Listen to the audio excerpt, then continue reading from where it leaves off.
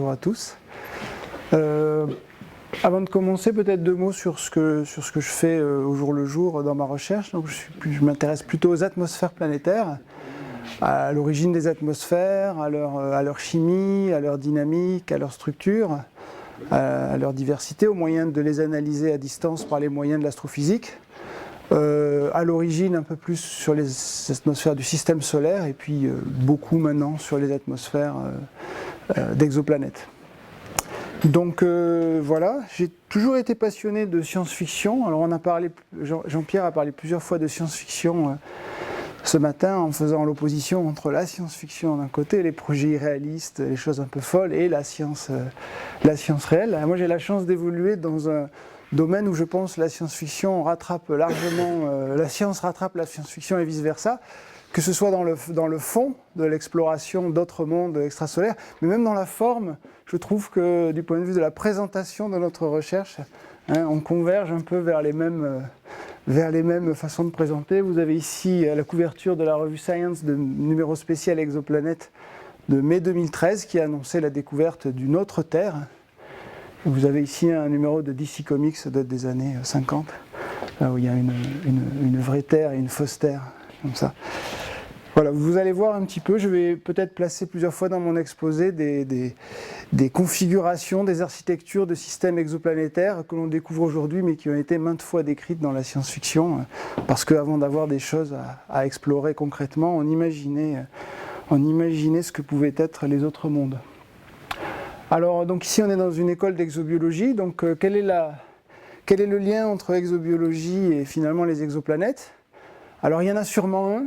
Ici, j'ai simplement, je ne sais pas si vous connaissez l'application Ngrams, qui permet de compter les occurrences d'un mot dans tous les livres numérisés. Donc, si on compte par exemple l'occurrence du mot astrobiologie, je ne l'ai pas fait pour exobiologie parce qu'il y a un biais vers l'anglais dans les livres digitalisés par Google. Vous avez le nombre de fois, alors peu importe l'unité, où on va trouver le mot astrobiologie dans des ouvrages, des articles, des livres, ce que vous voulez. Et vous voyez que ça explose en 1995. Alors j'ai juste placé ici la découverte de la première exoplanète. Alors faire attention entre corrélation et causalité. Je ne dis pas que c'est la cause, parce que c'est vrai qu'à la fin des années 90, il y a beaucoup de choses qui ont évolué dans le domaine de l'exobiologie, que ce soit l'exploration du système solaire, de Mars, Galiléo, le système de satellites de Jupiter, les études en biologie sur les archébactéries, sur un petit peu toute cette diversité de faune, etc. Mais il n'empêche que voilà, il y a une corrélation, pas forcément une causalité, et bien sûr, forcément, quand on parle des exoplanètes, on s'interroge sur la pluralité des mondes, pas juste des mondes planétaires, mais des mondes habités. Alors juste, quelque chose qui me semble intéressant, c'est donc on est aujourd'hui en train d'explorer les planètes, les mondes autour d'autres étoiles. On commence à donner des éléments de réponse à des interrogations qui sont très très anciennes, qui datent d'aussi loin qu'on peut remonter, de l'Antiquité, sur la question de la généricité de ce qu'on est et du monde où on vit. Et grosso modo, on peut dire que la vision, au cours de l'histoire, c'est divisé en deux façons de voir complètement opposées, qui sont d'une part soit de considérer que finalement les lois de l'univers, les lois de la physique et de la chimie sont les mêmes partout, et que donc ce qui se passe ici se passe ailleurs, et que donc il n'y a aucune raison de penser que la Terre, la vie qu'elle abrite sont uniques, mais au contraire devraient se retrouver de façon complètement universelle. Et sur cet argument, on va dire que les étoiles qu'on voit ailleurs sont des soleils, et qu'il y a pluralité, infinité de mondes habités. À l'opposé de cette vision, c'est de dire on est sur un monde extrêmement particulier, rare, voire unique, et voilà, c'est pas la peine de chercher ailleurs, en tout cas on ne trouvera que le vide et des choses très différentes de ce qu'il y a ici. Alors moi ce que j'aimerais, s'il y avait qu'une chose peut-être à sortir à l'issue de mon exposé, c'est peut-être de voir qu'on se place aujourd'hui, je pense, dans une vision qui n'est ni l'une ni l'autre. C'est-à-dire qu'on on réfléchit plus en termes de pluralité, mais de diversité. On va voir qu'en fait tout existe. Tout existe, et que donc la question n'est pas de savoir si les autres systèmes planétaires sont des répliques du nôtre, et que les autres planètes sont des répliques de la Terre, ou savoir si... C'est qu'il y a une diversité incroyable de mondes extrasolaires, et c'est dans cette diversité qu'on va se placer. Et c'est plutôt comme ça que je pense qu'il faut voir les choses au jour d'aujourd'hui, et que la zoologie des exoplanètes nous impose cette vision qui, je pense, est un petit peu différente de ça. Alors on a parlé de l'exploration du système solaire ce matin, et bien sûr avec tout ce que ça nous apporte de connaissances scientifiques sur les planètes du système solaire, les satellites du système solaire, etc. Je pense que ça nous a aussi apporté une vision assez fondamentale dans ce genre de considération, qui a été de s'éloigner de la Terre et donc d'avoir une vision de la Terre comme d'un astre. On l'a vu dans, je crois, le premier slide qu'a montré Patrice Coll ce matin, où on voyait la Terre dans le ciel martien. Pour moi, ça c'est quelque chose de fondamental, peut-être pas au niveau de la science qu'on fait tous les jours, mais au niveau des idées et de l'évolution des idées. Donc déjà, le fait de voir la Terre comme une planète depuis des orbites autour de la Terre ou depuis notre satellite naturel, la Lune, ça change les choses, mais il n'empêche que, au cours de l'exploration du système solaire, cette image a quand même quelque chose de particulier qu'on ne retrouve pas ailleurs. Il faut s'éloigner un petit peu plus, et c'est là que, je dirais, c'est pas scientifique ce que je vais dire, mais simplement cette vision de la Terre comme un astre nous fait vraiment relativiser notre position. On a ici le système Terre-Lune vu par Mars Express, donc on commence à devenir bien peu de choses. On a ici le système Terre-Lune vu depuis l'orbite de Mercure par Messenger. Donc voilà, on commence vraiment à ne plus être qu'un petit point perdu dans une immensité de petits points. Et là, je vais faire plaisir à Jean-Pierre. Voici une vision de la Terre. Je voulais la montrer. Ah ouais, ben alors justement, tu vas pouvoir la commenter si tu veux. Voilà une vision de la Terre. Alors généralement, quand je dis ça, je m'attends à ce que tout le monde dise « Quoi, n'importe quoi, c'est pas la Terre ». Si, c'est la Terre, ici. Et c'est même la Terre et la Lune. Il y a une petite protubérance ici. Voilà la Terre et la Lune. Alors, qu'est-ce qui se passe ici? C'est une mosaïque de plein d'images prises par la sonde Cassini, à un moment où le Soleil est derrière Saturne, donc on a le Soleil qui est éclipsé par Saturne. Donc quand on est à peu près 10 unités astronomiques du Soleil, l'unité astronomique étant la distance Terre-Soleil, quand on regarde vers le Soleil, on regarde aussi vers Vénus, vers la Terre, vers Mars globalement, et donc aux alentours, on peut retrouver... Alors on ne va pas les chercher ici, mais normalement il doit y avoir Vénus, Mars, etc. En plus, bien sûr, de tous les satellites de Saturne qu'on peut trouver là. Alors ne me demandez pas comment ça se fait qu'on voit comme ça les anneaux dans la partie sombre de Vénus. Je me suis un peu arraché les cheveux hier pour essayer de comprendre. Je pense que c'est juste la diffusion de la lumière par les anneaux et le fait que comme c'est une mosaïque, on n'a pas du tout les mêmes contrastes, c'est-à-dire on a dû faire des images dans cette région-là et des images on a une dynamique extraordinaire dans cette image, mais c'est vrai que ça m'a surpris à un moment d'essayer de... Voilà. Et plutôt que d'avoir la question et de ne pas savoir répondre, je préfère vous dire tout de suite que je n'ai pas exactement la réponse à ça. Et on a parlé de ces missions spatiales qui ont des grandes durées de vie parce qu'elles ont embarqué des piles nucléaires, donc comme les sondes Voyager. Alors on ne verra pas très bien sur cet écran, mais Voyager peut se retourner vers son lieu de départ et prendre une photo de son système natal et prendre ce qu'on appelle les photos de famille où on voit le Soleil, pareil des composites d'images, le Soleil, Vénus, la Terre, etc. Donc on ne voit pas très bien, mais vous voyez quelque part ici la Terre, quelque part ici Vénus. Donc c'est peut-être plus facile d'imaginer que des choses similaires ou comparables à ce qui se passe sur Terre se passent ailleurs, quand on voit la Terre comme un petit point ou même qu'on ne le voit même plus. Donc ça, je pense que c'est une petite introduction, mais je pense que c'est, en tout cas quand vous en parlez peut-être autour de vous, pour communiquer, c'est très important ces images que nous ramènent les sondes spatiales de notre planète. Alors, quant à la question de est-ce que tout est pareil partout ? Déjà, l'astrophysique, vous en avez déjà eu un aperçu, nous apporte déjà une première réponse quant à est-ce que les étoiles sont des soleils. Alors là, on pourrait dire oui et non. Certaines étoiles sont des soleils, mais il y a tout un continuum d'étoiles il va y avoir des étoiles plus massives que le Soleil. Quelle que soit la nomenclature qu'on leur donne en astrophysique, il va y avoir des étoiles plus massives que le Soleil, qui vont être très chaudes, très lumineuses, et qui vont aussi vivre peu de temps, qui vont exploser en fin de vie, qui vont enrichir le milieu interstellaire, etc. Et puis il va y avoir une grande... Donc nous, on est dans cette catégorie de masse d'étoiles, avec une durée de vie de l'ordre de 10 milliards d'années.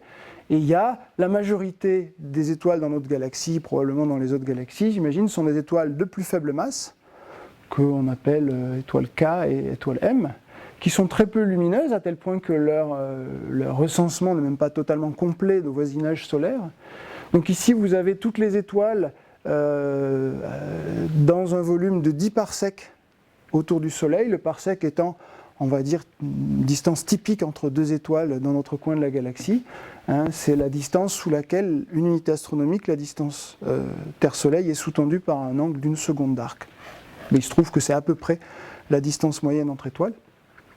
Et donc vous voyez déjà que le Soleil, en tant que tel, c'est pas la majorité des étoiles. Et bien sûr, les planètes qu'on va trouver autour de différents types d'étoiles vont être très influencées par l'étoile autour de laquelle elles sont, soit parce que c'est une étoile qui va avoir une durée de vie très éphémère, mais aussi parce que selon la luminosité, pour avoir la même température qu'on a sur Terre, il va falloir se trouver beaucoup plus loin ou beaucoup plus près, beaucoup plus loin d'une étoile massive ou beaucoup plus près d'une étoile moins massive. Ça va changer les influences qu'on va avoir de l'étoile, son spectre de rayonnement n'est pas le même, le climat va être très différent selon qu'on est éclairé par quelque chose qui vous envoie du rayonnement plutôt infrarouge, qui va être arrêté par l'atmosphère, ou du rayonnement visible comme le Soleil qui va pénétrer très profondément dans l'atmosphère et dans notre cas atteindre la surface. Donc ça va changer beaucoup de choses, donc déjà ça c'est quelque chose qui va alimenter toute cette diversité de mondes. Déjà, voilà, les étoiles ne sont pas strictement des soleils, et alors un bien malin qui peut dire s'il vaut mieux, si un soleil, un analogue du Soleil est plus propice à l'émergence du vivant qu'une étoile M, une étoile K, voire, j'en parlerai peut-être un peu, une naine brune, c'est-à-dire vers des objets encore moins lumineux et encore plus petits que les étoiles. Donc pourquoi est-ce que c'est difficile d'étudier les exoplanètes? Pourquoi est-ce que c'est difficile de prendre une image d'une exoplanète? On peut résumer ça par cette phrase de Giordano Bruno, donc un penseur un peu iconoclaste de la Renaissance, qui a beaucoup écrit sur la pluralité des mondes. Et on pourrait revenir sur ce qu'il en pensait, mais il a cette phrase qui est tout à fait correcte, et d'ailleurs qui avait déjà été émise dans l'Antiquité, c'est que quand on regarde le ciel, on voit des étoiles qui sont des soleils, et on ne voit pas leur cortège planétaire qu'ils ont certainement, simplement parce qu'elles sont plus petites et moins lumineuses et qu'on n'a pas la capacité de les distinguer, on est aveuglé par l'étoile, et c'est bien ça le problème. Alors, c'est pas tant que les planètes sont de trop faible luminosité pour qu'on puisse les observer. Ici, j'ai représenté de façon très simplifiée le spectre de rayonnement d'une planète, comme la Terre ou Jupiter ici, en fonction de la longueur d'onde. Donc ici on est dans l'UV, le visible, le proche infrarouge, l'infrarouge thermique. Donc on a une première partie du rayonnement qui est liée à la réflexion du spectre de la lumière de l'étoile. Donc on a ici la planète dans le visible globalement, et le proche infrarouge réfléchit la lumière de l'étoile, et ensuite elle a une température, et cette température elle émet elle-même à peu près comme un corps noir. Dans la réalité, il y aurait plein de bandes d'absorption liées aux constituants atmosphériques, mais globalement ça se comporte comme ça. Donc si on faisait l'hypothèse absurde d'avoir une planète flottante dans le vide de l'espace, mais qui aurait ce spectre lumineux-là, c'est absurde parce qu'elle le doit à son étoile, mais si elle avait ce spectre-là, on pourrait, avec les télescopes actuels, étudier une Terre qui serait, mettons, à 10 parsecs. Par exemple, le télescope spatial Hubble a fait ce qu'on appelle des champs profonds, où il a regardé des zones extrêmement noires du ciel, il a posé pendant des jours, voire des semaines, et on a pu, une fois que les images sortaient, voir des objets extrêmement lointains. Et par exemple, ce petit point ici, qui est sûrement une galaxie lointaine ou un quasar lointain, nous donne à peu près le flux de photons que nous donnerait une Terre à 10 parsecs. Donc on pourrait observer une Terre à 10 parsecs avec un télescope de 2,50 m en posant une semaine. Mais le problème, c'est que on voudrait voir ça immergé dans quelque chose immensément plus brillant que ça. Donc le problème, c'est bien un problème d'éblouissement, c'est un problème à la fois de contraste et de résolution angulaire. Donc le problème de contraste, on peut le montrer ici. Donc je reprends le graphe que j'ai fait tout à l'heure, mais cette fois-ci je ne donne pas ça en flux de photons absolu, mais simplement je prends le contraste entre la planète et l'étoile, dans ce cas-là entre la planète et le Soleil. Donc dans la partie réfléchie, c'est plat, c'est indépendant de la longueur d'onde à peu près, et on est soit pour la Terre ou Jupiter dans de l'ordre du milliard. une planète qui est à peu près 1 milliard de fois moins lumineuse que l'étoile. Et si on va dans l'infrarouge thermique, on va pour la Terre vers de l'ordre du million, et pour Jupiter vers de l'ordre de 1/10 millième de la luminosité de l'étoile. Donc il faut être capable déjà alors on pourrait se dire le contraste c'est pas grave, mais le problème c'est qu'on n'a pas le choix, on est vraiment à proximité de l'étoile, donc il faut de la résolution. Et vous savez que quand on regarde avec un télescope de dimension finie un objet ponctuel, cet objet fait une tâche de diffraction, et l'étendue de cette tâche de diffraction, c'est ça qui vous donne le pouvoir de résolution de votre instrument. Et grosso modo, le pouvoir de résolution en termes d'angle, l'angle qui vous permet à quelle résolution on peut résoudre deux objets, c'est la longueur d'onde divisée par le diamètre du télescope. Donc typiquement, si je prends la distance Terre-Soleil à 10 parsecs, ça fait 0,1 seconde d'arc. Je vous ai dit que la définition, c'était que justement, à 1 parsec, une AU, ça fait une seconde d'arc. Donc ça fait 100 en radians, et donc globalement pour ça vous donne un diamètre de télescope qui est à peu près la longueur d'onde en microns à laquelle vous voulez regarder, fois 2. Donc à 10 microns, il vous faut un télescope de 20 mètres. Pour un objet qui a un AU à 10 parsecs. À 10 parsecs, c'est pas dit que vous trouviez une planète qui vous intéresse. Donc si vous voulez chercher à 30 parsecs, il ne faut plus un télescope de 20 mètres, mais un télescope de 60 mètres. Donc ça pose des contraintes très fortes. Et c'est pour cette raison qu'on a du mal à voir des exoplanètes. Alors on arrive quand même à en voir certaines. On arrive à voir des planètes qui sont loin de leur étoile et qui qui donnent un contraste, un flux supérieur, on va dire, à celui de Jupiter. Et ça, en fait, c'est possible avec des objets jeunes. Alors je crois qu'il y a quelqu'un parmi vous qui travaille là-dessus. C'est ça, c'est toi ? Donc voilà, si on a un Jupiter qui vient de se former, ou qui s'est formé il y a peu de temps, il a encore toute son énergie de sa formation, et il va présenter des contrastes très forts, il va être très lumineux, il va être très chaud, je ne sais pas, 1500, 2000 degrés j'imagine, des choses comme ça. Donc il va avoir une luminosité intrinsèque bien supérieure à celle que va lui donner plus tard l'étoile, donc il va avoir sa propre luminosité, et là, dans ce cas-là, on est capable de voir ces objets-là. Donc dans l'infrarouge proche, on peut voir l'émission des planètes, et on a dans ce cas-là la résolution pour le faire avec des techniques de coronographie. Alors j'ai mis 20, j'ai peut-être été un petit peu optimiste, c'est peut-être plutôt une douzaine, je ne sais pas. Non, ça doit être ça, de cet ordre-là. Donc là, on a un bel exemple d'un système où il y a 4 planètes. Alors, c'est passionnant la détection de planètes directes, parce que quand vous avez juste de l'imagerie, vous ne savez pas si l'objet que vous voyez est un objet de champ derrière ou si c'est vraiment un objet qui est lié au système. Donc il faut revenir observer plus tard avec la parallaxe, les mouvements propres et le mouvement orbital des planètes. On arrive à faire le tri entre ce qui est de la contamination par un objet lointain et ce qui est vraiment lié au système. Et puis voilà, alors souvent c'est des objets loin de leur étoile, donc le mouvement orbital est très lent. Mais au moins, on a la parallaxe et puis le mouvement propre qui permet de séparer les objets. On peut faire ça. Alors, on peut faire ça donc, pour des objets qui sont chauds, et donc qui ont un rayonnement intrinsèque. Ça a été fait, alors c'est peut-être tu dois en savoir plus que moi, sur un objet un peu controversé, ça a été fait en lumière réfléchie. Pour Fomalhaut, où donc si on a une étoile, on a une espèce de disque de débris, et puis il y a quelque chose qui semble être une planète, mais qui a des propriétés assez bizarres, parce que ça réfléchit énormément de lumière, comme s'il y avait un anneau gigantesque ou une espèce de nuage de poussière associé. Dans l'infrarouge, je crois que c'est pas détecté, donc c'est un cas un peu bizarre. Bon. Je ne sais pas si tu as une opinion sur la réalité de cet objet ou pas, mais c'est un objet intéressant. Donc voilà où on en est du point de vue de la détection directe. Ça va faire des progrès dans les années à venir, en particulier grâce à un instrument qui s'appelle SPHERE, et sur lequel tu travailles, et qui va permettre d'utiliser le VLT pour donc le télescope de 8 mètres de diamètre, qui est 4 télescopes de 8 mètres de diamètre, mais là de les utiliser en mode coronographique pour essayer d'imager ces planètes-là. Il y a aussi le GMT, c'est ça GPIS, l'équivalent américain qui va faire ça. Donc, le fait qu'il y ait déjà des détections, ça veut dire qu'il y a suffisamment, je pense, de systèmes jeunes et de systèmes de planètes géantes jeunes pour que ces instruments comme SPHERE et GPI donnent dans les années à venir pas mal de détections. Donc on apprendra quand même pas mal par détection directe. Mais jusqu'à présent, c'est surtout par des méthodes indirectes qu'on a pu faire ces catalogues d'exoplanètes actuels.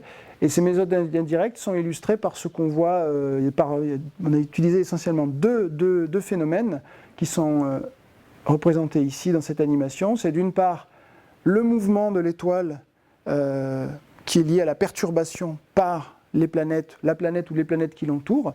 Donc cette espèce de mouvement réflexe, de mouvement orbital de l'étoile par rapport au centre de masse du système. Et en fait, un autre effet, c'est le transit. Quand on a la chance d'être, nous observateurs, dans le plan orbital de l'étoile, on peut périodiquement voir passer la planète devant l'étoile. Et donc ça, c'est une autre façon d'étudier les planètes, en tout cas la toute petite fraction des planètes qu'on a la chance de pouvoir observer dans leur plan, avec une inclinaison, comme on dit nous, de 90 degrés, c'est-à-dire qu'elles passent devant leur étoile. Alors on va revenir d'abord sur le mouvement réflexe. Et la première idée qui vient à l'esprit, c'est de regarder justement le mouvement en termes de position, de voir comment la position de l'étoile change.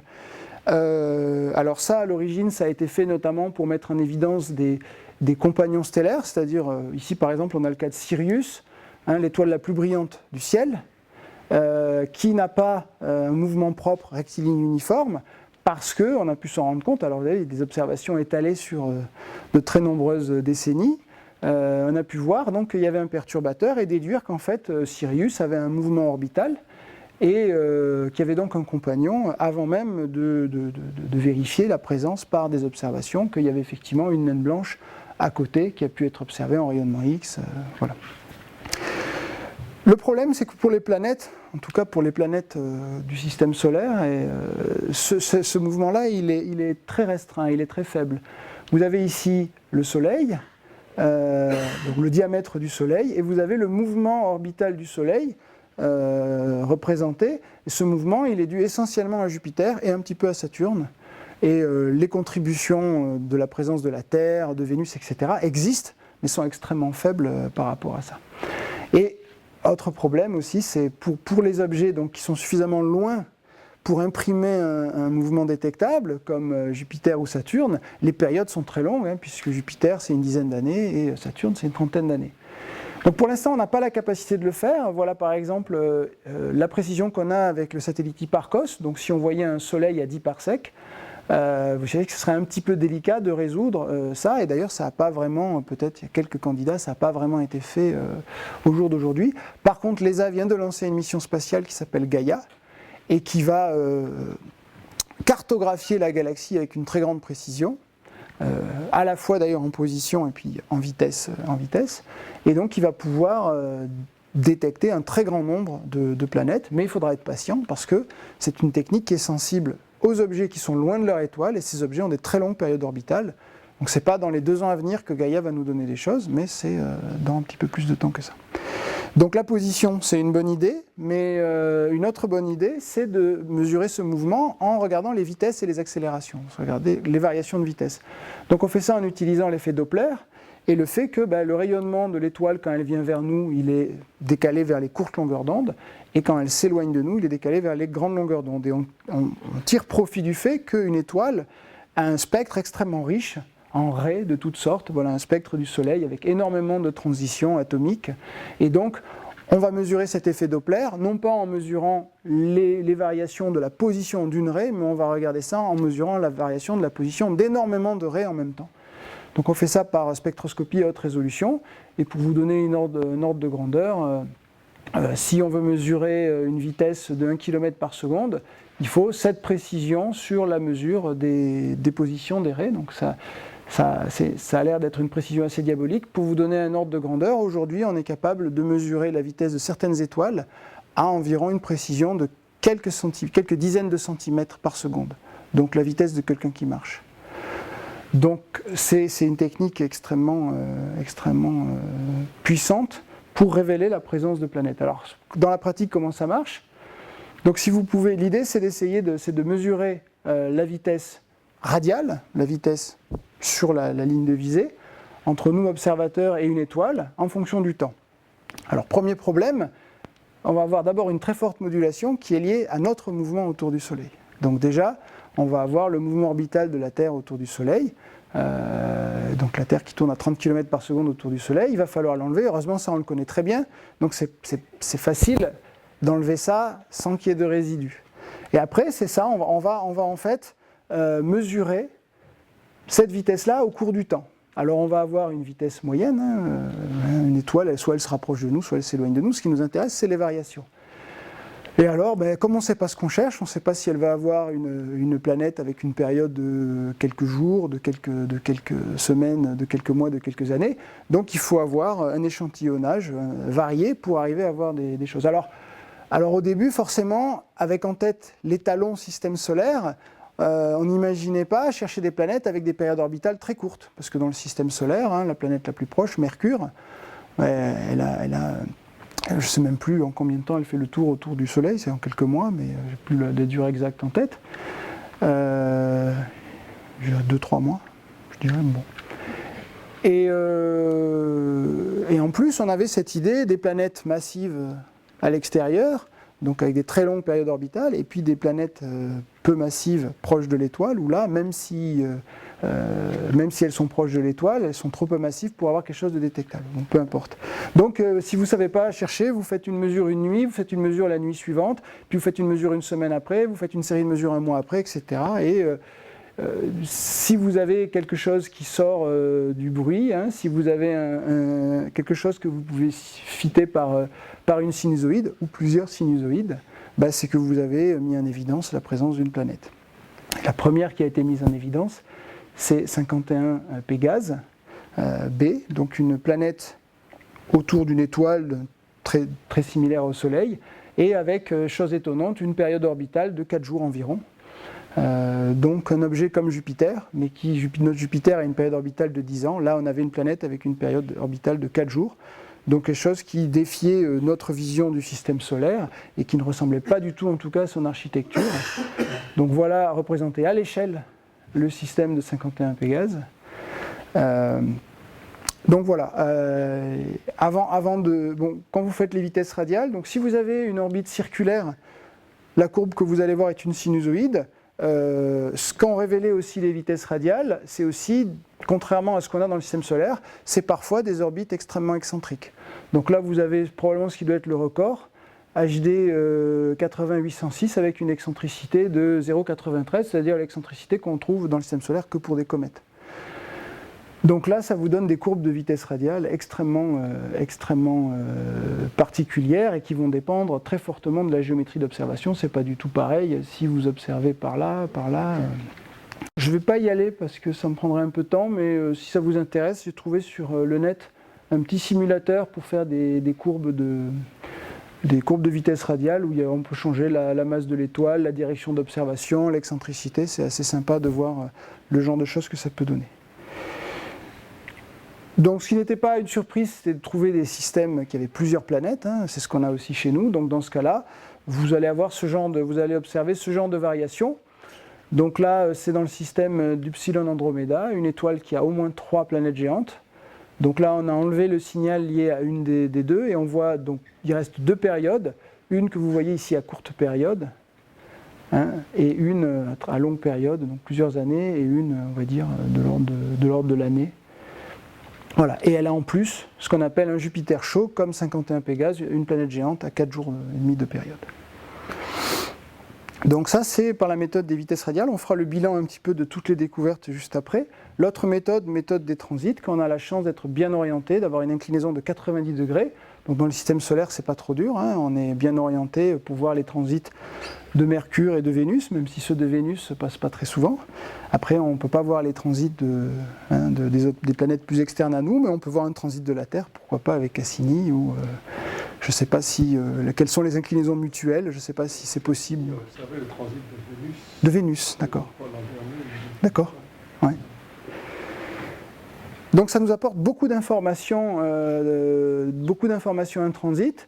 Donc voilà le genre de courbe de lumière, c'est-à-dire simplement on mesure, on ne résout pas ça, mais on a la luminosité apparente de l'étoile qui est masquée par la planète. Alors pourquoi il y a 2 courbes ici? Simplement j'ai fait le calcul pour un disque uniforme qui donne cette courbe à fond plat, et une autre où je prends en compte ce qu'on appelle l'assombrissement centre-bord, qui est lié au fait que les bords de l'étoile sont moins lumineux que le centre de l'étoile, et donc ça donne ce genre de courbe-là. Donc pour peu que alors on mesure à peu près tout relativement à l'étoile, donc il faut quand même bien caractériser l'étoile pour pouvoir bien caractériser la planète. Alors déjà en termes de probabilité, si vous avez une planète à une distance orbitale a de son étoile, et si vous supposez qu'elle est orientée de façon complètement aléatoire dans l'espace, la probabilité pour que votre planète transite, c'est simplement le rayon de l'étoile divisé par la distance orbitale. Donc par exemple, si vous prenez 200 systèmes exactement des répliques du Soleil et de la Terre, mais orientés aléatoirement, sur ces 200, il y en aura une statistiquement qui transitera. C'est pas beaucoup, mais pour les Jupiters chauds, c'est 10%. Et pour la petite histoire, le 10e Jupiter chaud qui a été observé transitait, ensuite le 19e transitait. Ça respectait assez bien le pourcentage. Alors la profondeur du transit, ça nous donne le rapport des surfaces, donc le rapport des rayons. Et donc pour une Terre, c'est très faible, hein, ça donne de l'ordre d'une baisse de luminosité de 10-4. Et pour un Jupiter chaud, ça fait de l'ordre de 1%, et 1% c'est tout à fait faisable en photométrie.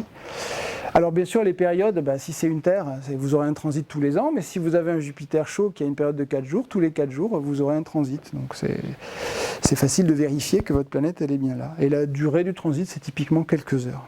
Je crois que c'est 12 heures pour la Terre, pour un Jupiter chaud, c'est peut-être 3, 4, 5 heures, ça dépend. Donc 1%, c'est tellement faisable en photométrie que la première fois, ça a été fait avec un petit télescope comme ça. Et voilà ce qui a été observé donc en 1999 pour l'étoile HD 209 458 et son Jupiter chaud.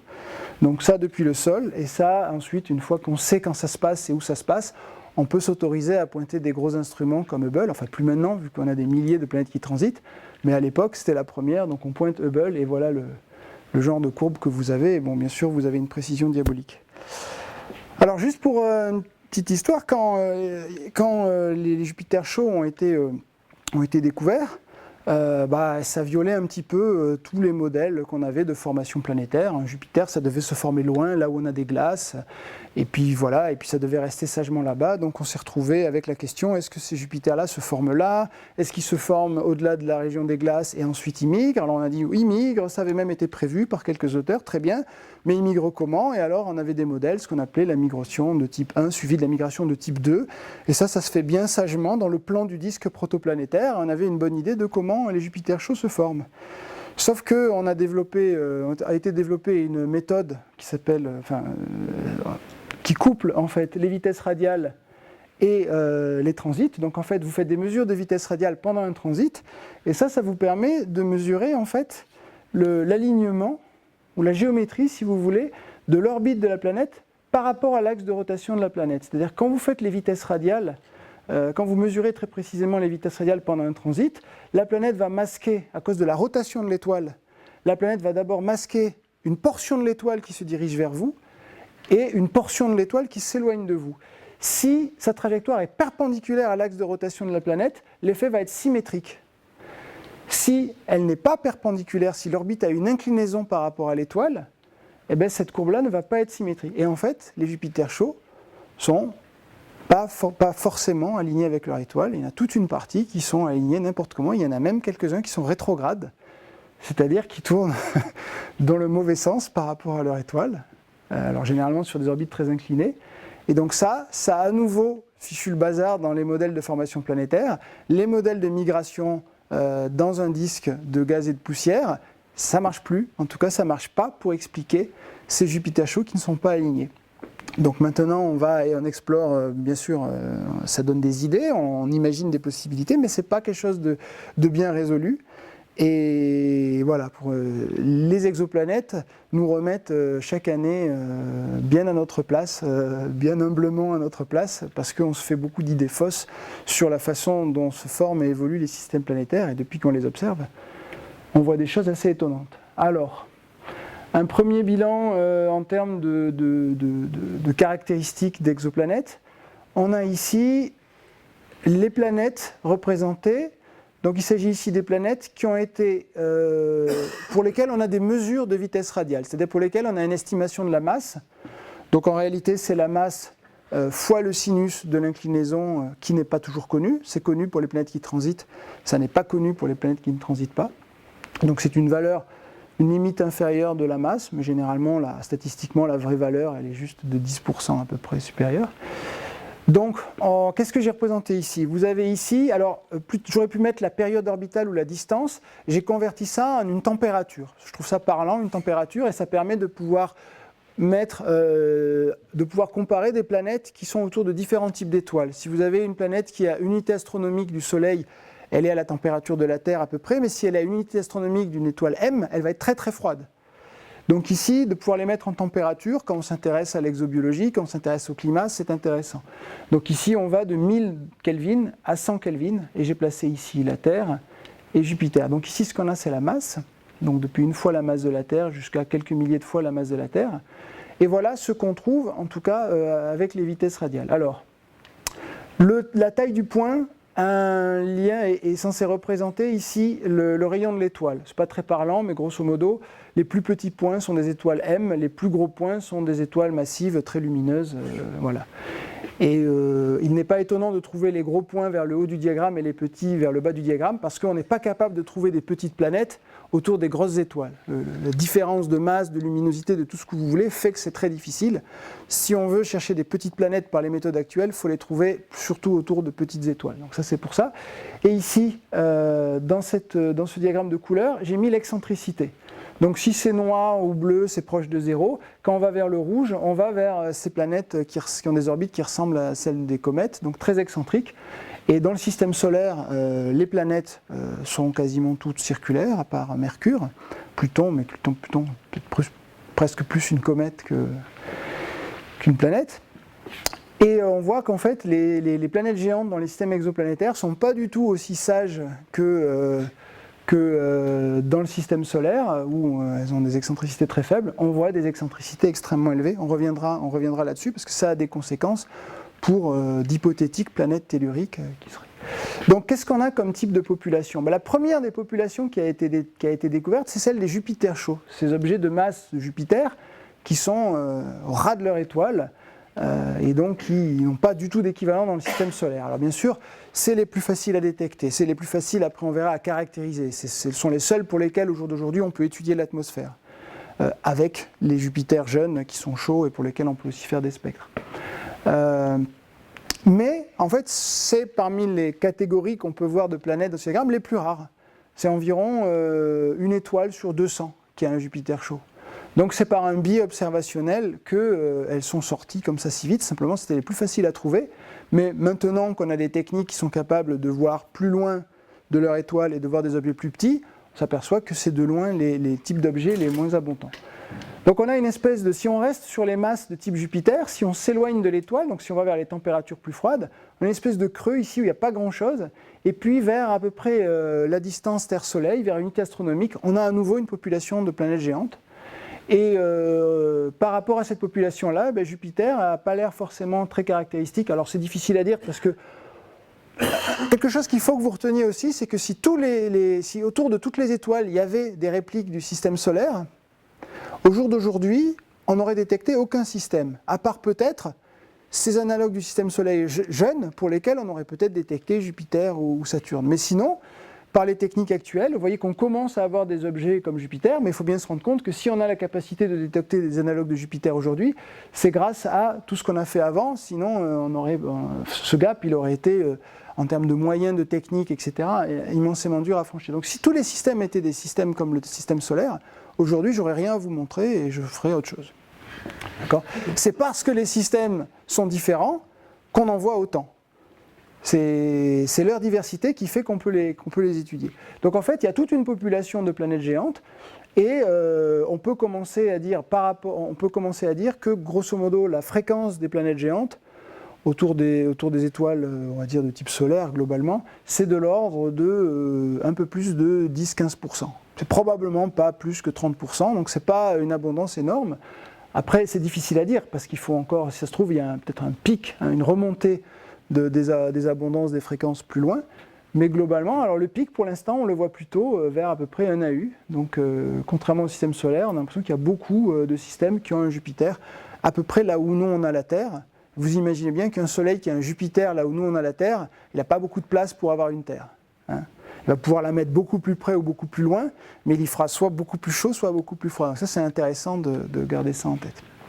Et puis surtout, le grand choc, ça a été cette population-là, c'est-à-dire que dans le système solaire, on n'a rien, on n'a pas de planète dont la masse soit comprise entre la masse de la Terre et la masse d'Uranus et Neptune, c'est-à-dire environ 15 fois la masse de la Terre.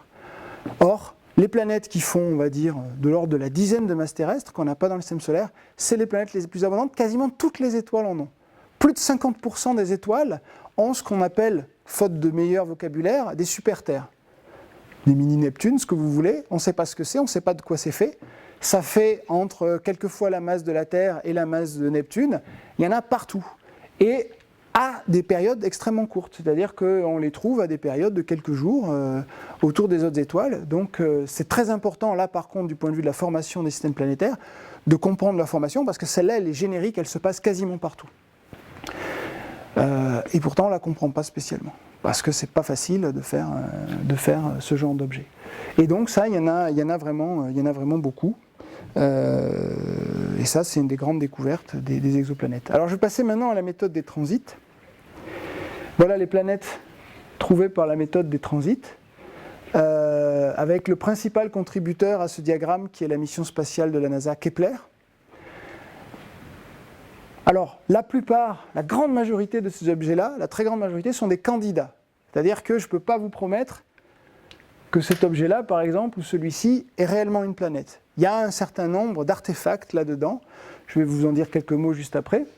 Bon, je peux vous le dire tout de suite, c'est-à-dire qu'en fait, ce qu'il y a, c'est que Kepler regarde un très grand nombre d'étoiles en même temps. Il fait la photométrie, il suit la variation de la luminosité d'un très grand nombre d'étoiles dans un petit champ, comme ça. Et la majorité de ces étoiles sont très lointaines. Elles sont peu lumineuses, hein, forcément, on en veut beaucoup en même temps, donc elles sont lointaines. Et on n'a pas les moyens pour la majorité de ces étoiles de faire des suivis en vitesse radiale qui confirmeraient ou infirmeraient la présence de ces planètes, en particulier pour les petites planètes. Donc alors, ce qu'on peut dire, c'est qu'a priori, le taux d'artefacts, le taux de faux positifs reste faible. Donc il y a des discussions là-dessus. Des gens qui ont fait des suivis en vitesse radiale disent qu'il est un peu sous-estimé par les gens de Kepler. Les gens de Kepler continuent de publier des papiers en disant qu'il n'y a que 1% de... Bon. La majorité, on va dire, soyons optimistes, la majorité sont des planètes, mais très probablement certains de ces points-là sont en fait non pas créés par des planètes, mais par des étoiles. Alors vous avez des configurations très très désagréables, mais qui finalement dans la galaxie sont assez communes. Par exemple, vous pouvez avoir une binaire, comme ça, qui fait des toutes petites éclipses, ça, des petites éclipses rasantes. Et donc quand vous avez une binaire à éclipse, normalement ça fait une grosse baisse de luminosité, vous avez une étoile qui vient en cacher une autre, et les binaires c'est très commun, hein, c'est la majorité des étoiles, ou à peu près à fraction égale, les étoiles sont dans des systèmes multiples, et vous avez un certain nombre de cas comme ça, où ça fait une petite éclipse rasante, et donc la partie de la surface de cette étoile qui cache celle-là est une surface planétaire, et donc vous croyez que c'est une planète. Ou alors vous avez cette étoile et derrière vous avez une binaire à éclipse.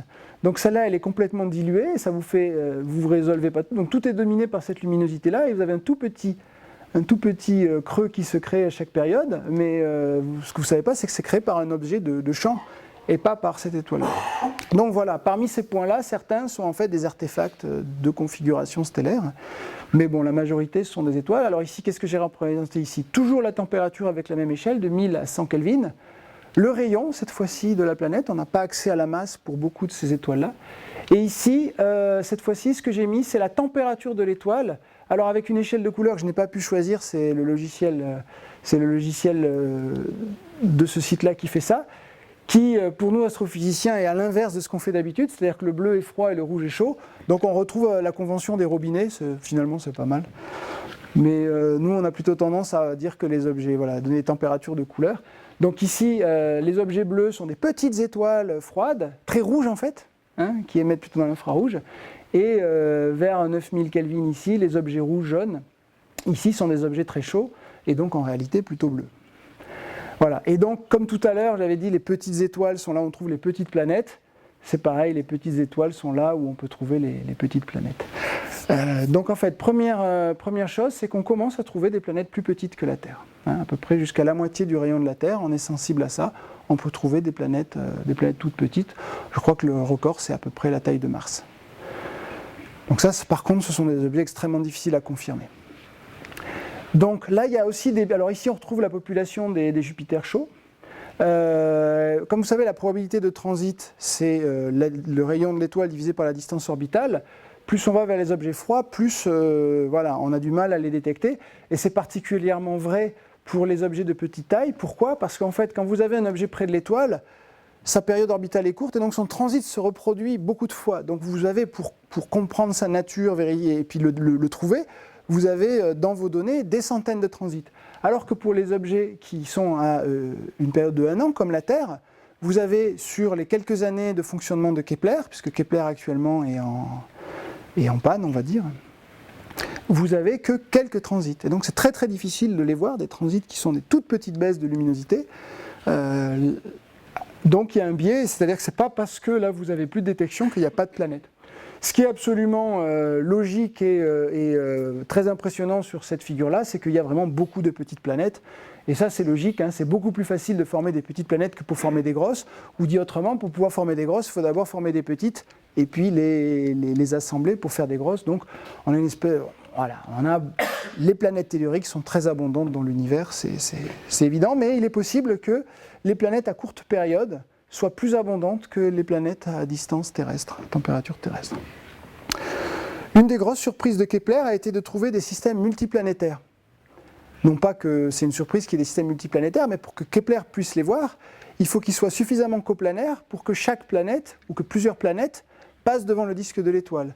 Si un observateur extérieur regarde le système solaire et a la chance de voir le transit, par exemple, de la Terre ou de Vénus, il a très peu de chances de voir le transit d'une des autres planètes. Parce que les inclinaisons mutuelles ont beau être faibles, elles sont suffisantes pour qu'il soit difficile de pouvoir choper plusieurs transits en fait, quand on regarde le système solaire.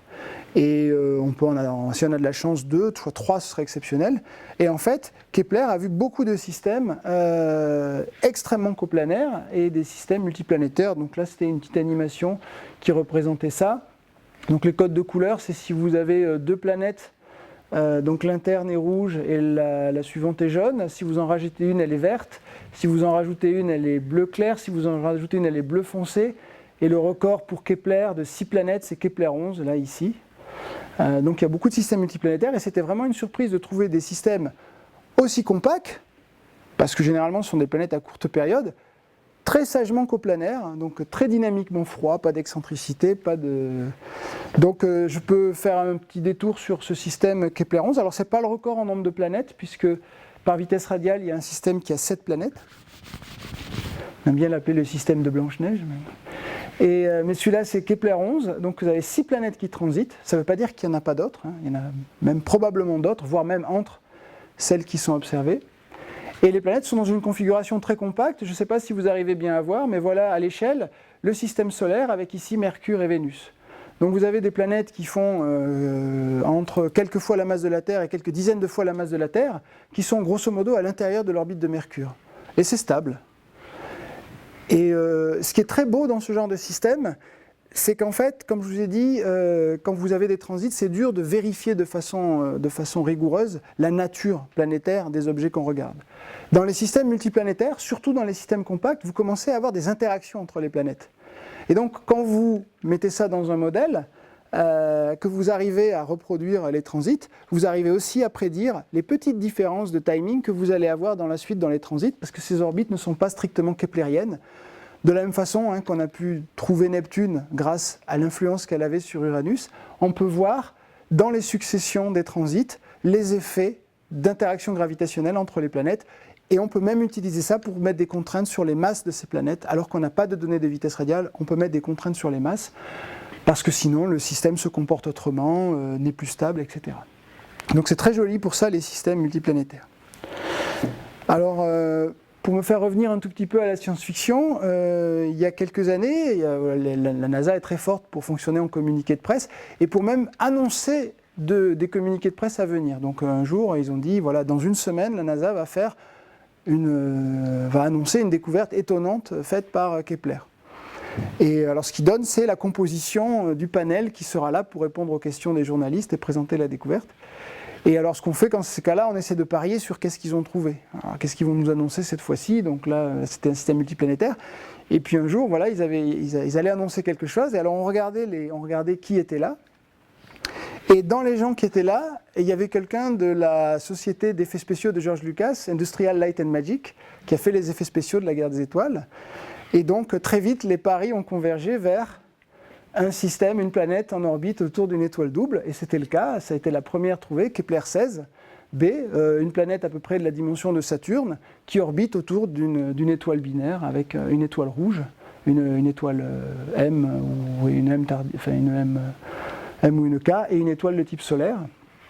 Donc voilà, des choses qui ont été imaginées par les auteurs de science-fiction, ben on les trouve communément, ça a mis un temps de trou, maintenant on en a plusieurs.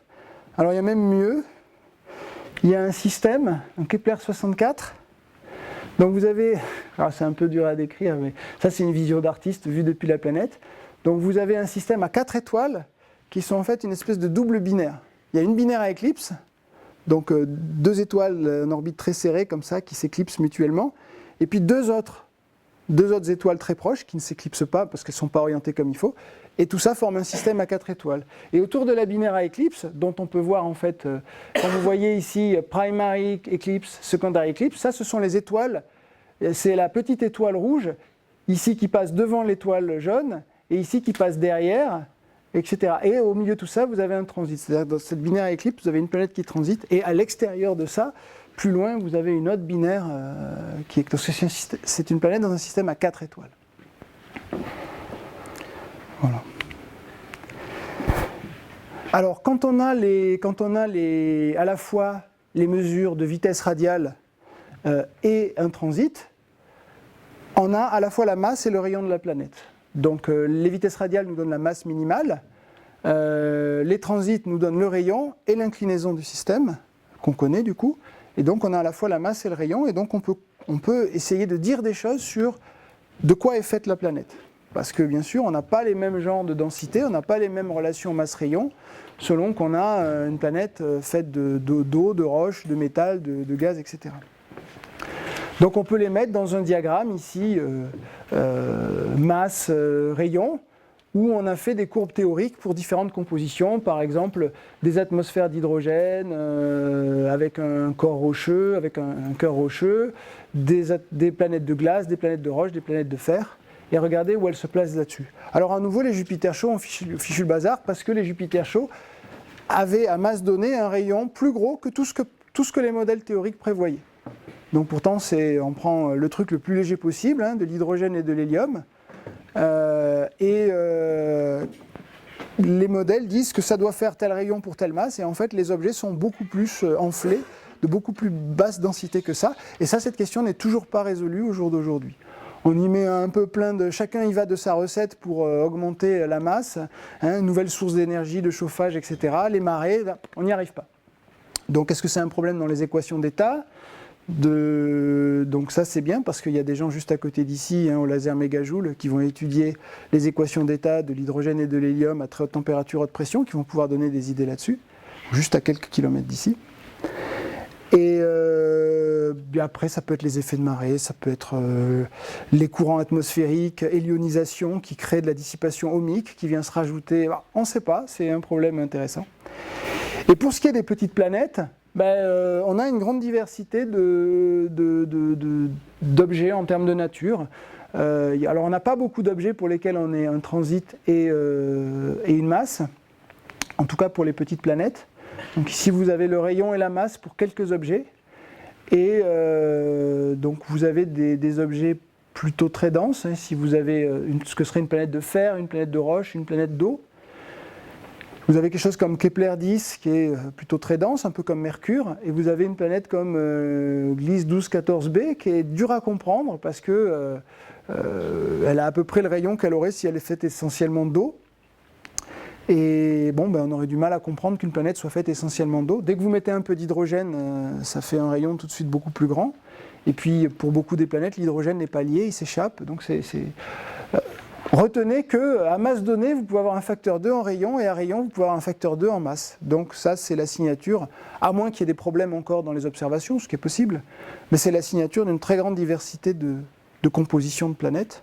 Donc pour les questions d'exobiologie, c'est assez fascinant de se dire que on peut avoir des choses très variées.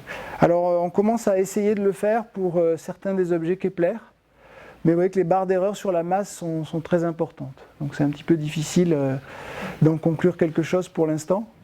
Donc le rayon est assez bien contraint, mais la masse est très très difficilement contrainte. Donc j'ai fait ça avant de venir en me disant que j'aurais des choses très intelligentes à dire dessus, et puis finalement non. Alors, autre chose qu'on peut faire, c'est commencer à caractériser les atmosphères de ces objets, en particulier de ceux qui transitent, mais pas uniquement, on verra. Alors comment on fait ça ? Là ici je vous ai représenté la courbe de lumière d'une étoile, donc HD 189-733, donc il y a un Jupiter chaud, une planète. Et ça c'est la luminosité observée pendant toute une période orbitale de la planète. Et ici la planète transite, passe devant l'étoile, et ici elle passe derrière.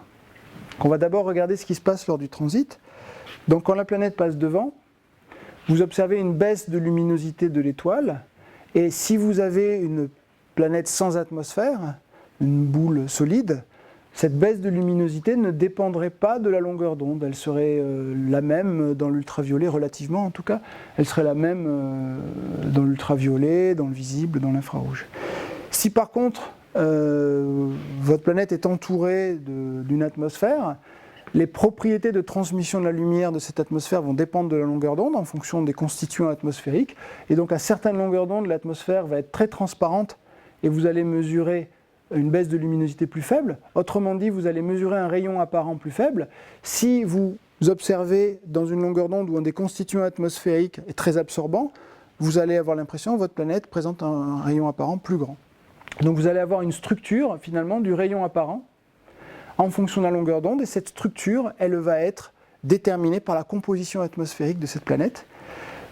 Donc la première fois que ça a été fait pour des constituants moléculaires d'une planète, c'était en 2007, travail de Giovanna Tinetti et al., donc j'ai eu la chance de participer à ça. Donc c'était un peu osé parce que c'était juste ces 3 points ici, les 3 croix bleues ici, voilà. On disait, donc on avait ces 3 croix et on avait un spectre comme ça. Et on disait, donc ce qu'on a mesuré, c'est la vapeur d'eau. Parce qu'essentiellement, le spectre synthétique, ce qu'on faisait, c'est qu'on supposait que l'atmosphère de la planète avait globalement la même composition élémentaire que celle de l'étoile. Et donc à la température qu'elle avait, on faisait un calcul d'équilibre chimique, voire même un peu de photochimie, de cinétique chimique. Et on prévoyait tout de suite que la vapeur d'eau était un des constituants majeurs de l'atmosphère. Donc c'est un objet chaud qui est côté jour, à pas loin de 2000 Kelvin. Et donc voilà, essentiellement ce spectre-là, il est structuré par la vapeur d'eau. Mais on avait juste ces 3 points. Alors c'était publié dans Nature comme la première détection de l'eau, mais c'est vrai que c'était très controversé à l'époque. Les gens disaient que on avait sous-estimé les barres d'erreur, etc. Moi je me souviens qu'à l'époque, je disais, quand même 3 points, c'est un peu osé. Et puis surtout, on faisait une prédiction, quoi. Donc je me disais, voilà, dès on savait qu'on pouvait faire des observations. Ça c'était avec Spitzer, un tout petit télescope infrarouge de 80 cm. Et on savait qu'il y avait du temps alloué avec le télescope spatial Hubble, 2,50 m, dans le prochain infrarouge, avec potentiellement un très bon signal sur lui. Je me disais, je ne veux pas voir où vont se placer leurs mesures par rapport à notre spectre synthétique. Eh ben, leurs mesures, c'est peut-être le plus beau moment scientifique de ma carrière quand j'ai vu leurs données suivre le spectre synthétique de la planète. C'était à la fois une confirmation de cette observation-là. Et puis, alors après, il se trouve que dans ces observations-là, ils ont essayé de vraiment voir des petites choses qu'on ne représente pas ici, qu'il faudrait zoomer, qui sont la signature de méthane. Ça me semble un peu plus anecdotique, mais par contre, le spectre est vraiment très bien structuré par la vapeur d'eau, donc c'était une belle observation. Donc bien sûr, c'était de l'eau chaude, que l'eau est la molécule la plus abondante, une des molécules les plus abondantes de l'univers, qu'il y en a partout, il y en a trop, c'est pénible, il y a de l'eau partout, on ne peut rien observer, voilà, c'est bon, l'eau, c'est quand même assez simple, c'est pas la vie. Voilà, en plus là c'est de la vapeur, il y a de l'eau dans les étoiles, mais c'est à manipuler avec précaution l'eau. Alors, ça c'était pour le transit primaire. Quand la planète disparaît de l'étoile, vous perdez l'émission thermique de la planète. Pendant quelques heures, vous l'avez perdue, donc vous pouvez la mesurer, puisque vous l'avez perdue. Vous ne saviez pas que vous l'aviez, mais quand vous la perdez, vous pouvez la mesurer. Donc vous pouvez la mesurer pareil à différentes longueurs d'onde. Et donc, voilà, ici c'était par Spitzer, à l'époque où Spitzer était encore refroidi. Donc il pouvait mesurer au-delà de 4,5 microns. Maintenant, il peut mesurer que là. Il ne peut plus mesurer là, parce qu'il n'a plus de refroidisseur. Et donc vous pouvez mesurer la profondeur du transit secondaire et donc faire un spectre à très basse résolution, dans des grosses bandes, de l'émission thermique de la planète et comparer un spectre. Alors celui-là n'était pas très structuré, mais vous pouviez faire ça.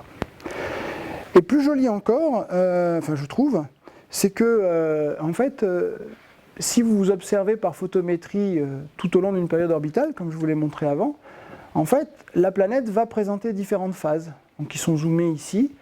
Et donc, si vous regardez dans la lumière réfléchie, là, elle vous présente son côté jour, donc vous recevez beaucoup de lumière réfléchie. Donc, juste avant de perdre son émission, sa lumière réfléchie ou son émission thermique, c'est là qu'elle est à son pic de luminosité. Et quand elle transite devant l'étoile, elle vous présente son côté nuit. Donc, en fait, il y a une modulation, outre le transit primaire et le transit secondaire, il y a une modulation, en fait, qui est liée à la phase. Alors cette modulation, elle est très dure à voir dans le visible, c'était possible dans ce cas-là. Ici, voilà les observations. Donc c'est une planète qui s'appelle ATP7b, donc ça c'est dans le visible, c'était observé par Kepler, donc dans la bande d'observation Kepler, donc grosso modo dans le spectre visible. C'est beaucoup plus rigolo, je trouve, dans l'infrarouge, donc je vous remontre la courbe qu'on voyait ici tout à l'heure, si on la zoome, donc on voit bien ici cette augmentation-là. Donc dans l'infrarouge, qu'est-ce que ça veut dire ? C'est pas la phase en termes de lumière réfléchie, ça veut juste dire que quand vous voyez le côté jour, il est plus chaud que le côté nuit. Ça c'est rigolo parce que dans le système solaire, on n'a pas du tout ça. Le côté nuit de la Terre, en émission infrarouge, il n'est pas plus froid que le côté jour. Le côté nuit de Vénus, il n'est pas plus froid que le côté jour. Le côté nuit de Jupiter, il n'est pas plus froid que le côté jour. Ils sont à peu près pareils. Parce que les constantes de temps, les constantes radiatives, sont très longues, plus longues que les cycles diurnes. Mais la constante radiative, elle dépend de la température à la puissance 3. Et ces objets-là qui sont très chauds, qui sont potentiellement en moyenne à plus de 1000 Kelvin, ils se refroidissent très vite. Donc vous pouvez avoir un côté jour à 2000 Kelvin et un côté nuit à 800 ou 600 Kelvin. Avec d'énormes contrastes de température et vous pouvez les mesurer comme ça. Donc, vous pouvez mesurer les contrastes de température. Vous pouvez aussi voir que le maximum de température n'intervient pas strictement quand elle vous présente son côté jour, il est décalé. C'est un effet de circulation atmosphérique qui déplace le point chaud à cause des vents. Et donc il y a des modélisations très très intéressantes. Alors j'ouvre une petite parenthèse pour aller vers ce que je fais en recherche, qui n'est pas trop lié à l'exobiologie, parce que ce n'est pas des objets très habitables, à moins que. Mais donc le genre de choses qu'on fait, voilà, on s'intéresse à la structure physique de Jupiter chaud. Alors moi, à la base, les Jupiter chauds, ça ne m'intéresse pas spécialement, mais bon, c'est ça qu'on peut observer, caractériser, donc vous ferez les planètes habitables, voilà, quand vous aurez mon âge. Moi, j'en ai pas à caractériser, donc je fais des Jupiter chauds.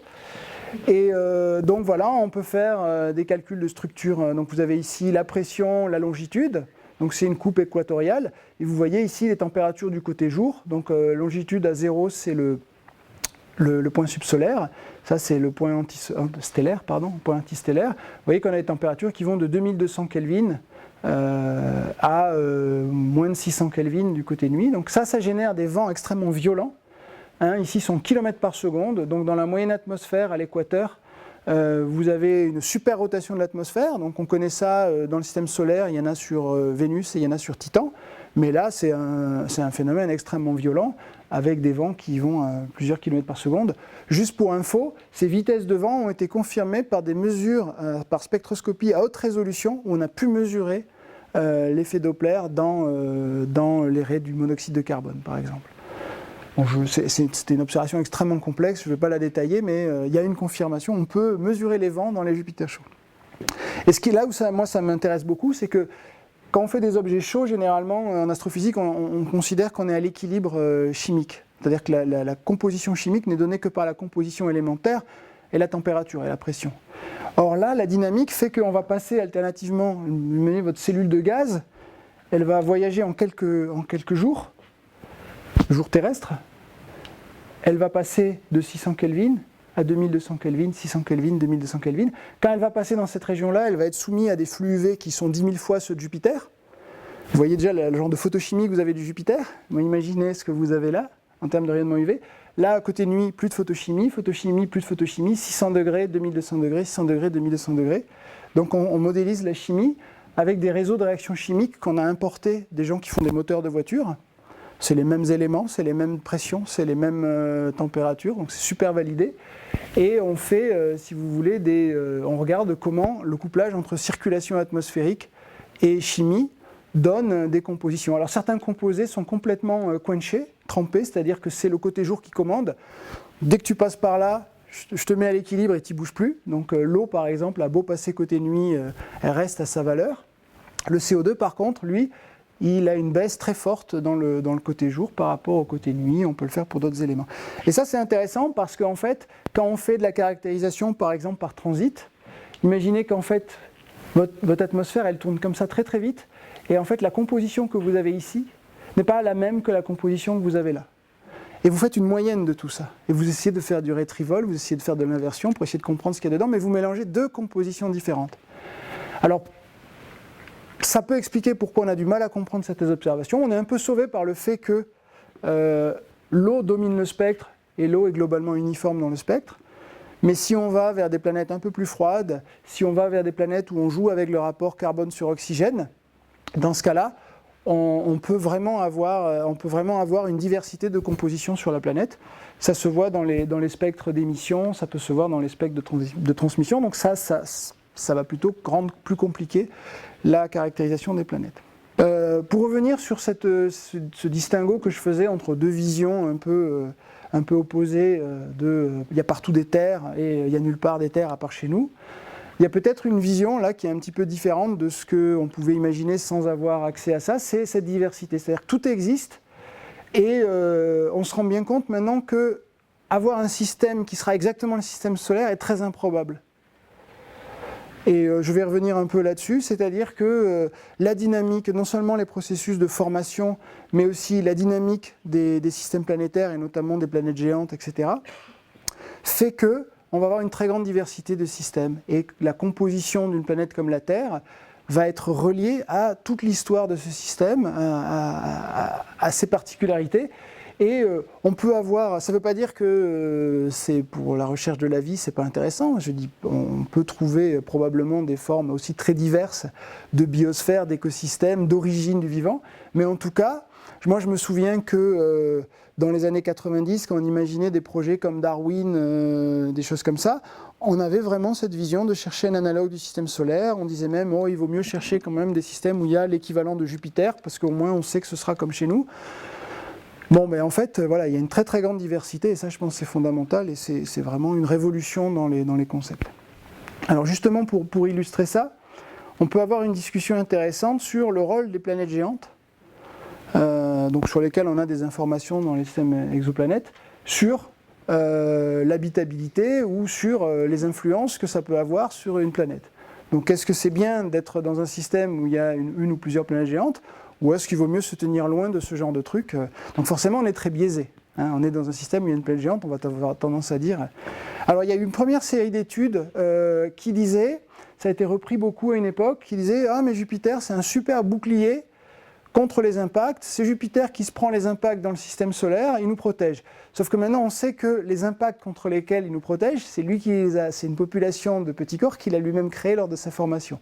C'est-à-dire que vous imaginez un système avec plein de petits corps, Jupiter se forme, il crée le nuage de Oort, il crée toute la population actuelle des petits corps, des objets très excentriques qui vont générer les impacts sur le système interne. Donc bien sûr maintenant il nous en protège en partie, mais c'est quand même Jupiter qui a essentiellement, Jupiter et Saturne qui ont créé cette population. Donc il est sympa de nous protéger, mais c'est quand même lui qui a fichu le bazar au départ. Donc ça, c'est peut-être pas un très bon argument. Alors par contre, les gens qui travaillent sur la formation des planètes géantes, voilà le genre de choses qu'ils disent. Quand on forme un Jupiter et un Saturne dans un disque, ils ont tendance à migrer vers l'étoile. Alors, regardez pas forcément ça pour l'instant. Donc vous commencez à former un Jupiter, vous formez un cœur rocheux, vous accrétez du gaz. Il migre par migration de type 1, il se rapproche de l'étoile, après il ouvre un gap dans le disque protoplanétaire, il migre ensuite par migration de type 2, et puis il finit par tomber sur l'étoile où sa migration s'arrête quand le disque se dissipe. Voilà.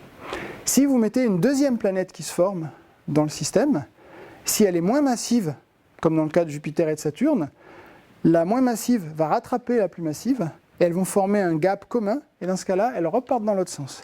Donc c'est ce qu'on a dans une simulation comme ça. Vous avez le demi-grand axe d'un Jupiter et d'un Saturne. Donc le Jupiter se forme d'abord, le Saturne se forme après, plus loin. Donc là, il se forme vers 2 unités astronomiques et à peu près 2,5, donc rien à voir avec les positions actuelles de Jupiter et de Saturne. Et il se rattrape au bout d'un certain temps, et une fois que Saturne le rattrape, il dit non, on ne va pas par là, viens, on retourne vers l'extérieur du système, et elles repartent par là, et ici, dans ce modèle-là, elles finissent par être capturées dans une résonance de moyen de mouvement, c'est-à-dire que les deux planètes font pendant la même durée un nombre entier d'orbites. Et ça a donné naissance à un modèle qui s'appelle le modèle du Grand Tac, dont un des instigateurs est Shane Raymond, avec qui je partage mon bureau. Donc j'en entends parler, alors je vous en parle. Et bien sûr Alessandro Morbidelli. Donc je remets dans la chronologie des choses parce que vous avez sûrement tous entendu parler du modèle de Nice. Donc dans les inventions, le modèle de Nice vient avant, mais dans la chronologie du système solaire, il vient après. Donc pour l'instant, on est dans le modèle du Grand Tac. Et ce scénario-là, ça permet d'expliquer déjà beaucoup de choses dans le système solaire, et en particulier la petite taille de Mars. C'est-à-dire que quand Jupiter se rapproche à peu près 1,5 unité astronomique, elle fait le vide à peu près jusqu'à 1 unité astronomique de petits corps, de planétésimaux. Et ça frustre la formation planétaire au niveau de Mars, ça permet d'avoir un petit Mars. Si on prend une population plus uniforme, on finit toujours, si on veut avoir la Terre et Vénus avec leur taille, on finit toujours par avoir une planète équivalente un peu plus loin. Et ça permet d'expliquer un certain nombre de choses. Et alors qu'ils ont fait ça pour expliquer la petite taille de Mars, et aussi parce que c'était un résultat des simulations hydrodynamiques de disques, ils ont aussi généré quelque chose qu'on observe dans le système solaire. Alors ici, on va voir ce dont je parle. Vous avez donc, ici c'est Jupiter, un Jupiter on va dire, un Saturne, qui vont migrer vers l'intérieur, et quand Saturne va rattraper, ils vont partir dans l'autre sens. Vous avez en rouge les planétésimaux qui sont formés à l'intérieur de Jupiter, et en bleu, vous avez ceux qui sont formés à l'extérieur. Ok ? Donc c'est un petit film, on va le lancer, et on va regarder ce qui se passe. À un moment donné, boum, ça repart vers l'extérieur, et regardez, on a mis plein de bleu à l'intérieur.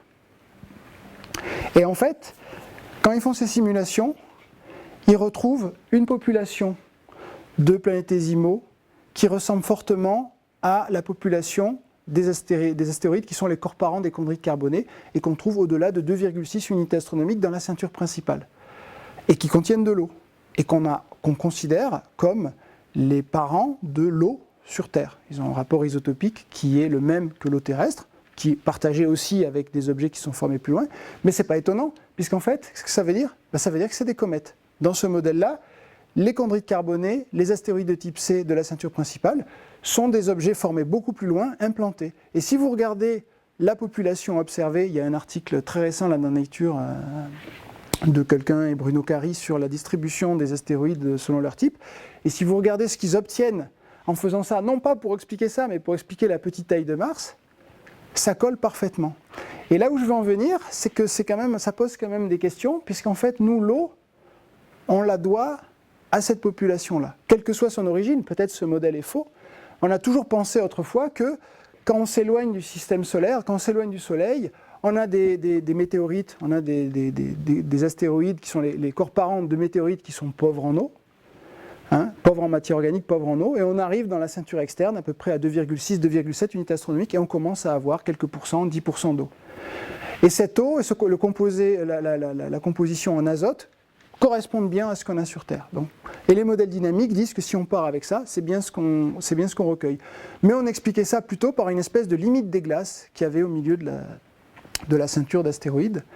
Alors qu'en fait, dans ce modèle-là, si on y croit, c'est une implantation qui est vraiment très contingente, très particulière à un balai des planètes géantes qui peut ou ne pas se produire ou se produire très différemment. Donc ça pose une question sur... je vais vous parler après de zones habitables, de la région autour d'une étoile où on peut avoir de l'eau liquide en surface, mais il faut quand même avoir de l'eau. Donc dans ce modèle-là, l'eau nous vient, dans un premier temps, de ce balai des planètes géantes, qui peut ne pas avoir eu lieu ailleurs. Donc ça, c'est première question. Jupiter, ami ou ennemi? Si on en croit ce modèle-là, il faut faire très attention. En plus, il n'est pas encore tout à fait digéré, il est très récent. dans ce modèle-là, il nous apporte de l'eau. Sinon, on n'en aurait pas. Ça, c'est une première chose intéressante. Alors, il va avoir une autre qualité, ce modèle du Grand TAC, c'est qu'il va placer Jupiter et Saturne sur des orbites qui vont ensuite donner lieu à ce qu'on a appelé le modèle de Nice, c'est-à-dire une instabilité gravitationnelle entre Jupiter et Saturne, et qui va générer le bombardement tardif que le système solaire a connu il y a 3,9 milliards d'années. Et les instabilités gravitationnelles, on pense, elles sont responsables globalement de l'architecture des systèmes exoplanétaires qu'on voit, ceux qui ont des planètes géantes. Qu'est-ce que j'appelle une instabilité gravitationnelle ou du planète-planète scattering? C'est vous avez un système avec plusieurs planètes, donc ici il y en a 3. Vous commencez à partir avec des orbites bien circulaires, bien sages, elles sont là où elles se sont formées dans un disque. Donc dans le disque, elles se sont formées circulaires, le disque se dissipe et là elles commencent à avoir des effets gravitationnels, elles sont plus, si vous voulez, dampées par le disque. Et là il y a des instabilités qui se génèrent et vous perdez une planète ici, vous gardez une planète interne et vous générez une planète excentrique. Donc toujours mon collègue de bureau, Sean Raymond, qu'est-ce qu'il fait? Il s'amuse à générer plein de systèmes aléatoirement où il place des planètes géantes à plein de distances différentes. Et il les laisse évoluer, et beaucoup ont des instabilités gravitationnelles. Et ce qu'il fait, c'est qu'il regarde, ça a été motivé par le fait que je vous l'ai montré, les systèmes exoplanétaires présentent de grandes excentricités, contrairement au système solaire. Donc vous avez ici la fraction des exoplanètes qui ont une excentricité inférieure à une valeur ici, d'accord? Donc c'est la cumulative function.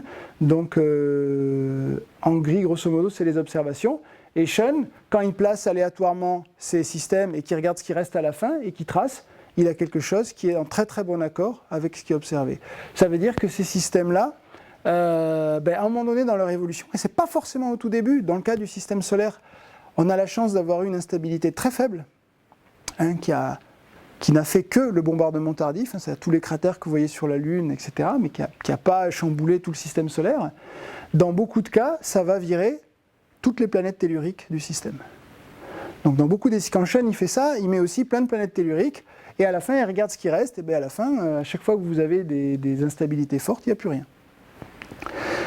Donc dans ce cas-là, c'est pas très bien dans un système avec des planètes géantes, et on a l'impression par rapport à ce qu'on observe que cette petite instabilité que le système solaire a peut-être subie, qu'on appelle le modèle de Nice, c'est pas quelque chose qui se passe partout ailleurs. Dans la majorité des endroits, il n'y a pas de planètes géantes, puisque je l'ai dit, il y en a à peu près 15-20% où il y a des planètes géantes. Donc là, ça va, on est tranquille, sauf qu'on n'a peut-être pas d'eau. Mais beaucoup ont subi des perturbations gravitationnelles très fortes. Donc ça, c'est voilà, on est au tout début de ce genre d'études, il faut pas, mais c'est des questions intéressantes, je trouve. Alors je reviens là-dessus pour vous dire, comme je vous ai dit, ce modèle-là peut tout à fait placer Jupiter et Saturne dans une configuration qui va donner le modèle de Nice. Alors pour ceux qui ne connaîtraient pas, le modèle de Nice, vous partez avec Jupiter, Saturne. Alors dans cette simulation-là, Neptune et Uranus, dans l'ordre inverse. Vous avez ici tous les objets au-delà de l'orbite de Neptune dans ce cas-là. Alors le système est beaucoup plus compact et il correspond à une disposition, à une architecture qui est privilégiée par la formation des planètes dans un disque. Quand vous formez des planètes dans un disque, il y a quelques positions stables, des positions résonantes, il n'y en a pas 50 000. Et il n'y en a pas 50 000 qui sont stables. Quand vous enlevez le disque, ce système-là n'est plus, retenu par le disque. Ces excentricités peuvent évoluer. Elles vont être excitées par tous les planétésimaux qui est à l'extérieur. Et à un moment donné, elle va faire une légère migration qui va provoquer une instabilité, une résonance entre Jupiter et Saturne, et le système s'en trouve complètement perturbé. Vous avez là le moment où se passe la perturbation et probablement le bombardement tardif qui a eu lieu il y a 3,9 milliards d'années. Dans cette simulation-là, il y en a d'autres, il y a un échange d'orbite entre Uranus et Neptune, et on finit avec un système qui ressemble très fortement au système actuel. Et c'est un modèle qui est connu parce que quand ils l'ont fait, pareil, avec une motivation de départ, ils se retrouvent à la fin à expliquer plein de choses. Ils expliquent les Troyens de Jupiter qui sont capturés à la ceinture de Kuiper. Donc ils l'ont fait pour expliquer le bombardement tardif, mais ils retrouvent exactement, dans plein de simulations, à chaque fois, on retrouve à peu près les bonnes inclinaisons et excentricités pour les planètes géantes. Donc c'est quelque chose d'extrêmement fort. Et puis surtout maintenant, avec le modèle du Grand Tac, on a une histoire. Alors elle semble extrêmement ad hoc. C'est-à-dire qu'on peut avoir deux approches par rapport à ça. On dit, ouais, mais on règle tout pour que ça donne exactement ce qu'on veut. Mais dans la diversité des systèmes exoplanétaires, ils sont tous ad hoc, ils sont tous différents. Donc, est-ce que certains vont dire, le modèle de Nice ne me satisfait pas parce qu'il donne exactement le système solaire que mettons dans 5% des simulations. Moi, je trouve ça énorme. Qu'est-ce qu'il faut que ce système-là donne ça dans 80% des simulations? Mais pourquoi les exoplanètes, il n'y a pas 80% des systèmes exoplanétaires qui sont tous pareils? Donc le côté ad hoc me semble à la fois justifié, et surtout ce sont des modèles qui génèrent des caractéristiques auxquelles on ne pensait pas forcément au début quand ces simulations étaient motivées, mais qui expliquent, je ne sais pas, moi, il y a plein de choses qui sont expliquées dans la structure de la ceinture principale, la structure de la ceinture de Kuiper. Donc c'est quelque chose d'absolument intéressant. Donc pour revenir à notre question de est-ce que c'est bien d'être dans un système de planètes géantes ou pas, je ne sais pas, mais je pense que c'est une question intéressante, sachant d'une part que la majorité, on pense pour l'instant que la majorité des systèmes n'ont pas de planètes géantes, à confirmer par l'exploration des grandes distances, donc des Jupiters jeunes. Par ailleurs, l'observation de systèmes jeunes est aussi super intéressante puisque ces instabilités se produisent à un certain temps. Donc c'est bien d'avoir une couverture en termes d'âge et de voir si les distributions orbitales des systèmes sont différentes quand on les observe très jeunes de quand on les observe plus tard. Parce que c'est pas vraiment, ça peut se passer assez tardivement pour le système solaire. C'est quoi, 700-800 millions d'années après le début. Donc observer des systèmes chauds qui viennent de se former, c'est fondamental pour justement essayer de voir s'il y a une vérité derrière tout ça. Et donc autre chose, c'est que les petites étoiles qui sont la majorité, les étoiles M, n'ont pas de planètes géantes ou quasiment pas. Simplement parce qu'on imagine qu'elles ont des disques de protoplanétaires très peu massifs, avec pas assez de matériaux pour faire un truc de la masse de Jupiter ou de Saturne. Donc c'est intéressant de voir que dans ces systèmes autour d'étoiles M, d'étoiles faiblement massives, il n'y aura probablement pas de planètes géantes. Par contre, il y a énormément on pourrait dire un petit peu de planètes de géantes avortées, c'est-à-dire on trouve beaucoup de planètes intermédiaires, c'est-à-dire des super-terres, des planètes qui font une dizaine de fois la masse de la Terre, qui sont un petit peu comme ce qu'on pense sont les cœurs des planètes géantes sur lesquelles Jupiter, Saturne se sont accrétés, mais qui là, faute de matière, faute de gaz, en sont restés à un stade d'une planète qui fait quelques fois la masse de la Terre, qui est probablement fait de glace et de roches. Donc on a autour de ces étoiles-là une population différente, et qui n'a pas l'influence gravitationnelle des planètes géantes. Donc là, il y a tout un pan, je pense, de recherche à aborder. Et dans la suite de mon exposé, je vais parler un petit peu plus d'habitabilité et de signes de vie. Et c'est peut-être un bon moment pour faire une pause, Hervé ? C'est parfait. Bon.